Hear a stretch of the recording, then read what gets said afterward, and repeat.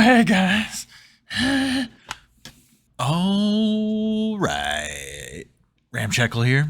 And today I'm going to be drawing the Beholder from D&D. I don't know if you've heard of it. It's kind of a big deal. They have a whole show about it called Stranger Things. Yeah, it's just a good an excuse for me to use a couple of my favorite pens. This is the Twisby Eco and the Pilot Kakuno fountain pens here. So yeah, if you want to stick around till the end of the video, I will tell you my honest opinion of them and maybe which one might be right for you.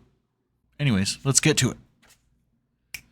Okay, so I'm going to start by drawing a big meatball.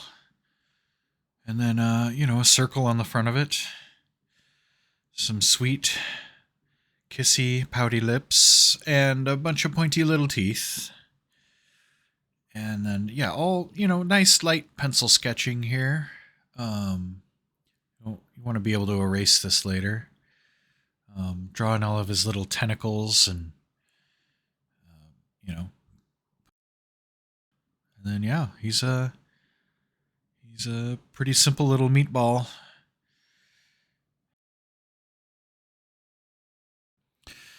So yeah, from there you're going to want to start lining them in with your fountain pen. I like to work left to right so that my hand doesn't smudge it. I'll do a little bit of line work and then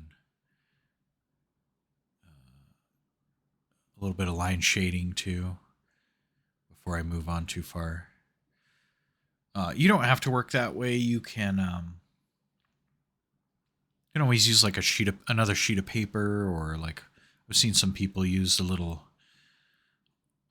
glove to, if they're going to be running their hand over the line work to keep it from smudging. I don't know why I don't do something like that. Maybe I'm lazy, but I don't know. It feels like going out of your way to be lazy. Right. It's probably harder to do it the way I do it than to just throw down a piece of paper. But maybe it's just some simplicity of not having to think about it. I don't know. Whatever. It works for me. This way works for me. You do whatever works for you. And, and that's fine. But yeah, so you can see here that I'm doing some of the hatching as I go along. And I'll just kind of follow the contour of the shape, the overall shape with the hatching. And then I like to do it in little rows. Depending, it depends on the kind of texture I want the surface to have. This guy's really lumpy, so those little rows lend themselves to that. If you have like a really smooth surface, you might want to do like longer lines or maybe even dots, So yeah, I was looking through the monster manuals in preparation for this video, and it had been a long time. I really love the especially the older, first and second edition D&D books. They have this like wonky art in them that just has all this like, I don't know, it's got this character that a lot of like modern art, you see a lot of stuff nowadays. It's all digital paintings and it's just it's almost got this like synthetic quality to it. If you're doing a digital painting and you mess up a line, you could just hit the back button, But if you're drawing on, ink on paper and you mess it up, you got to live with it. You got to work with it or start over, right? So I think the resulting artwork ends up having a lot more character and um, is more relatable, right? You look at it and you can tell that a person, physically drew it, and it's just something you can't replicate digitally or, with a computer. I don't think computers are bad, but I think there's a place for both, right?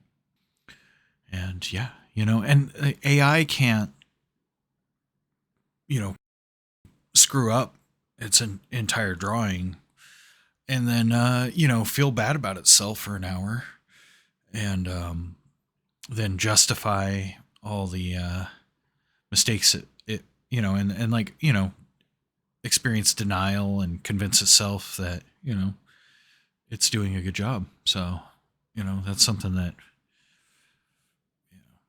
as far as I know, AI is not going to be able to take away from us. But yeah, if you're interested in, doing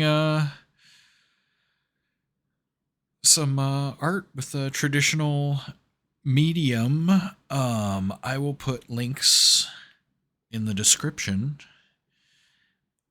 And yeah, you can grab yourself the exact same stuff that I'm using. I highly recommend this TWSBI Eco fountain pen. So it's a really good one for artists. I think the criteria for a fountain pen that's good for an artist is maybe a little different.